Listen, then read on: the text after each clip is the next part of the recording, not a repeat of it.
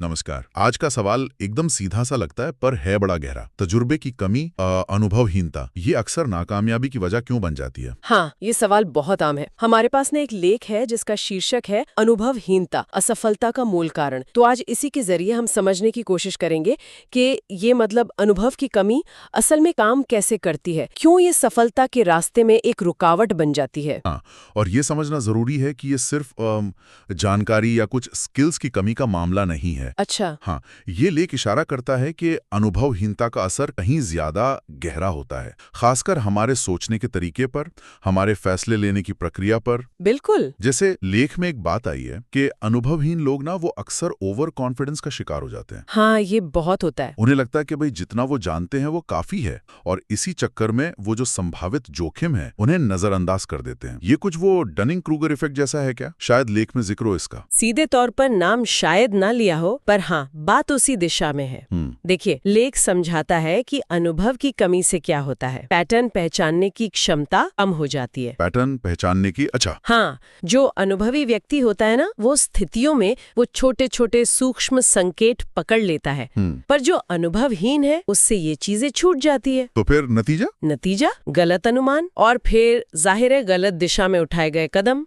और इसका असर सिर्फ आखिरी नतीजे पर नहीं पड़ता होगा, है ना? नहीं, बिल्कुल नहीं। लेकिन इतनी कहता है, जहां तक मुझे याद है, कि अनुभवहीनता के कारण लोग अक्सर अपना समय, अपनी ऊर्जा वो गलत जगह लगा देते हैं। हाँ, बिल्कुल सही कहा। वे उन चीजों पर शायद जरूरत से ज्यादा मेहनत करते हैं जो उतनी जरूरी है ही नहीं, और जो अहम पहलू हैं उन पर ध्यान ही नहीं जाता। हाँ, इसे आप कह सकती है रिसोर्स एलोकेशन की गलती। अनुभव हमें सिखाता है कि किस काम को कितनी अहमियत देनी है, कहाँ ज्यादा ध्यान लगाना है, कहाँ कम। सही। बिना अनुभव के हर चीज एक जैसी जरूरी या गैर जरूरी लग सकती है। तो इससे ना सिर्फ काम बिगड़ता है बल्कि सीखने की रफ्तार भी धीमी हो जाती होगी। एग्जैक्टली। आप गलत चीजों से गलत सबक सीखते हैं, ये और भी खतरनाक है। अच्छा, यहाँ एक और बात है, गलतियों से सीखना। ये भी तो अनुभव से ही आता है। हाँ, बहुत जरूरी पॉइंट है ये। अनुभवहीनता का मतलब शायद ये भी है कि जब गलती होती है तो उसे ठीक से समझने की और उससे सीखने की काबिलियत भी कम होती है ना? बिल्कुल। व्यक्ति या तो गलती को पहचान ही नहीं पाता या फिर उसका सही विश्लेषण नहीं कर पाता कि भाई हुआ क्या, क्यों हुआ। और अनुभव तो सिर्फ सफलताओं का जोड़ नहीं है। नहीं, बिल्कुल नहीं।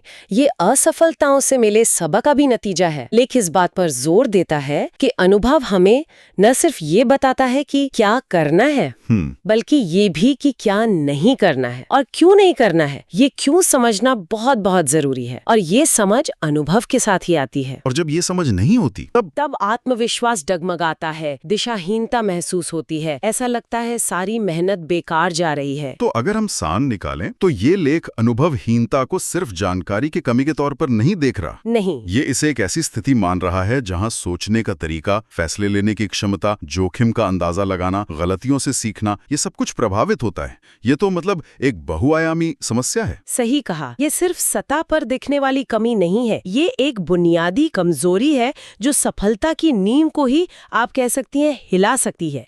और ये हमें एक बहुत महत्वपूर्ण सवाल की ओर ले जाता है कि अगर अनुभव इतना ही जरूरी है तो फिर कोई भी इंसान किसी नए मैदान में कैसे उतरे? भाई, जहाँ गलती करने का, असफल होने का खतरा सबसे ज्यादा होता है, वहाँ शुरुआत कैसे की जाए ताकि ये अनुभवहीनता हावी ना हो जाए? हाँ, यही सवाल है। कैसे वो जरूरी शुरुआती तजुर्बा हासिल किया जाए, वो भी बिना किसी बड़ी नाकामयाबी के? क्या इसका जवाब मेंटरशिप में है, या कोई खास तरह का माहौल बनाना होगा जहाँ सेफ फेलियर मुमकिन हो?